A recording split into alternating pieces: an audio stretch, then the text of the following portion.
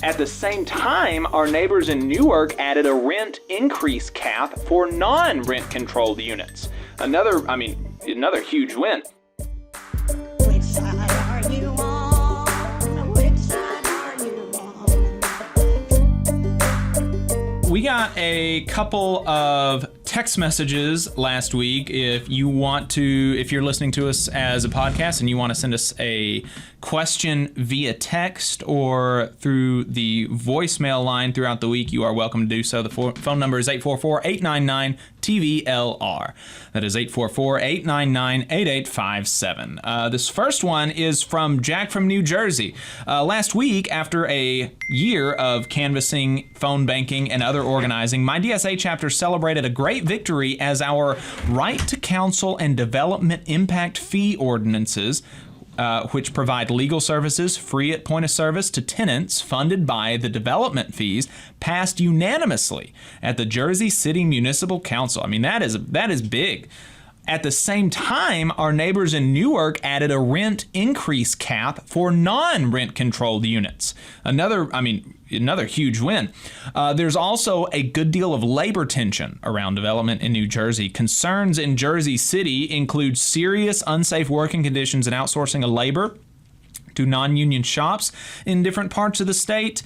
So do you have any thoughts on what tenant organizers such as myself can do to build the coalition to deliver us the overfunded union public housing that I know we all deserve? And I think he meant underfunded there, but the question is, how do you build labor tenant solidarity, more or less?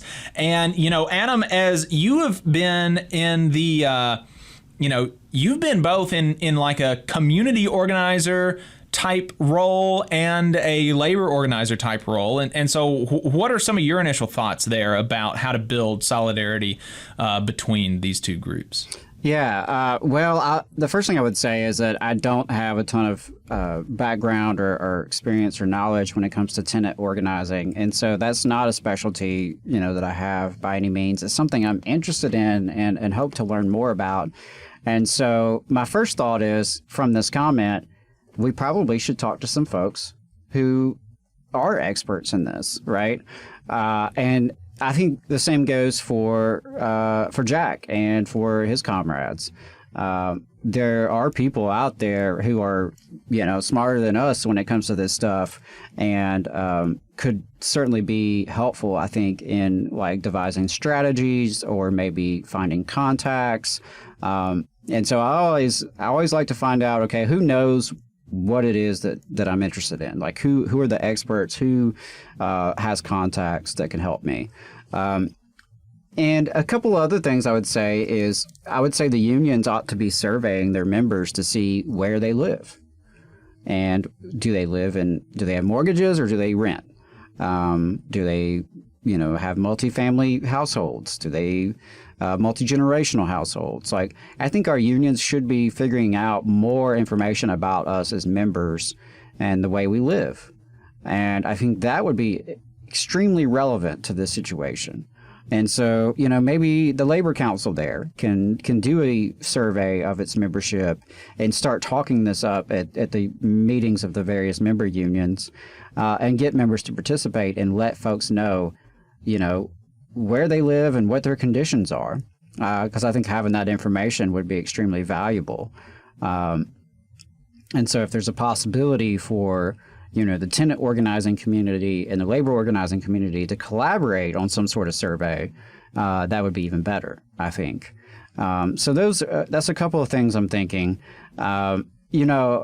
At the end of the day, organizing is largely about relationships and building relationships. And so, I would encourage folks who are trying to build this coalition to don't be afraid to have one-on-one conversations and small group meetings with folks and reach out to the folks, because you don't know until you know. And so don't be afraid to reach out to union folks, union leaders, even if maybe you're not really, super sure on how they're going to feel about this issue.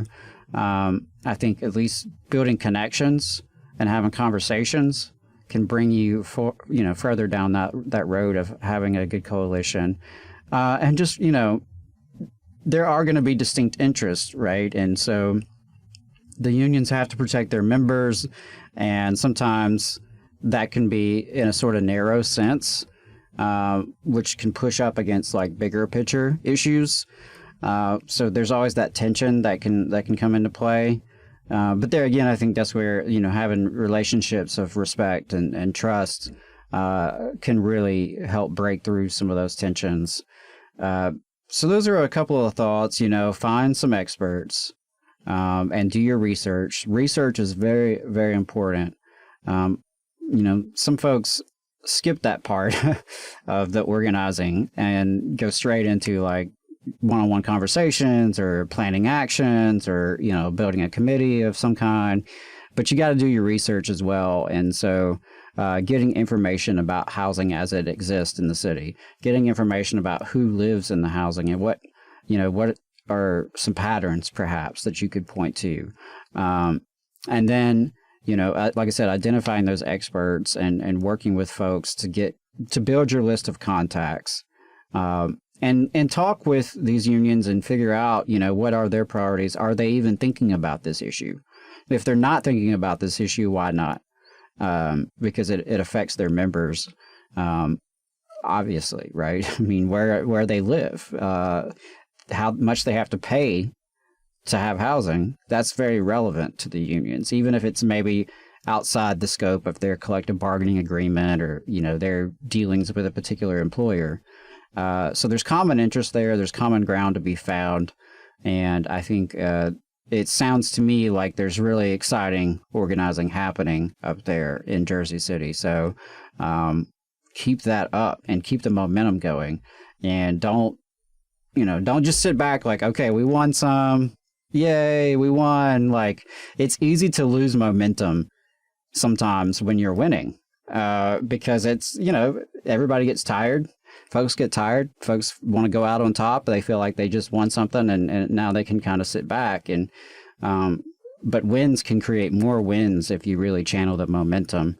And so I would say start with the relationships y'all have already formed with these victories. The development impact fee ordinance, the right to counsel ordinance. That's big. The rent increase cap. That's big. Figure out who was instrumental in that. Somebody was involved in getting that through. And it's not just, the folks on the city council, the elected officials.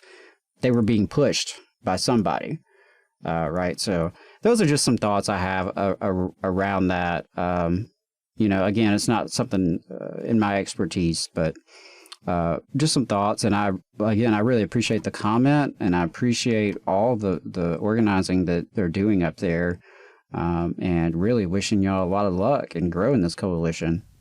Hey, 5 seconds. Just wanted to say that this is only possible because of our donors. If you want to see more of this, then consider donating yourself at tvlr.fm/donate.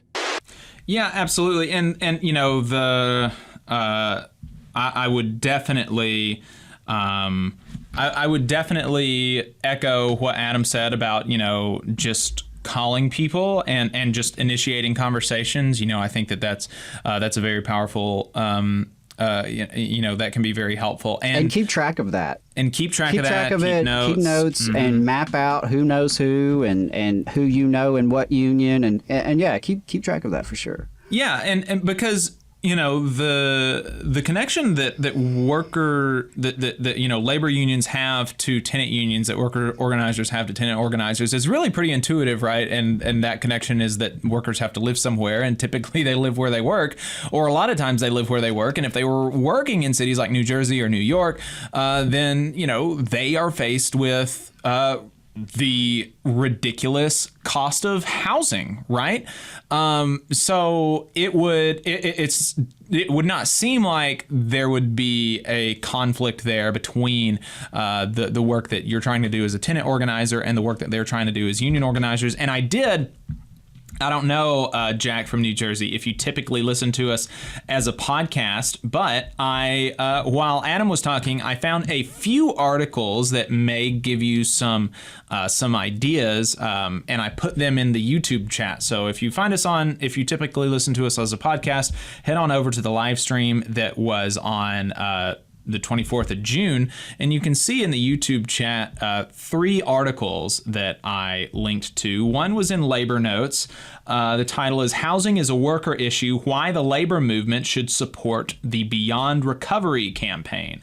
That's about, attempts to, secure affordable housing for union members. There was an article from May 26, 2023, pretty recently, in The Nation. Unions are stepping up to find a solution to California's housing crisis. And this is a fascinating thing here. And that is that in these industry, the Unite here is seeking an industry-wide agreement in Los Angeles that would include a 7% surcharge on restaurant meals and hotel stays to provide affordable Los Angeles housing to industry workers. And so that fund would go to the union co-president Kurt Peterson told the author of the piece that fund could total $150 million, and that would be used as both seed money to subsidize the construction of new homes that would then be sold or rented to hospitality industry workers, and also to provide cash grants and emergency housing loans to workers in the industry who are unable to afford housing in the vicinity of their employment or are at immediate risk of homelessness. So that's a really cool idea. And we just talked about, actually, and then the other one that I linked to was in These Times from 2018, How Unions Can Solve the Housing Crisis. So those are, and one of the ways to think about how they can help you is to think about how you can help them. And that would be to push for, new development and, but make it affordable and push for that to be, to have like project labor agreements or, mandated that it be done by union contractors and things like this. And of course, if you get the building, if you, dangle new projects in front of the building trades unions, they're going to be much more likely to support. Beyond kind of some obvious stuff like that, Adam talked about on Shop Talk a while ago how back in the late 1800s and early 1900s, the Knights of Labor had a cooperative community in Birmingham, Alabama, where they built union house. The unions built houses for union members to live in at affordable rates, and so that is something that could be done today. That unions could create funds and could build small communities that their members could live in, and I think that is happening in some places across the country, but I haven't been able to find off the top of my head, while I'm doing the quick Google search. But it seems like I remember that's still happening in some places. And I'm wondering, could unions work with the community organizations to come up with community land trusts? And, right. Could unions be a part of that process? They have resources, they have members. I'm not an expert on community land trusts, but I'm really intrigued by them, and I think there's potential there. And so that could be another angle to explore. Yeah, absolutely. You just saw a clip from the Valley Labor Report. We are live every Saturday morning from 9:30 a.m. till 12:30 p.m. And we pride ourselves on keeping all of our content free to everybody so that we can talk to as many working folks as possible. If you support the work that we're doing, you think that it's important, you think that it's good, then consider making a monthly contribution to the project, and you can do that on our website, tvlr.fm.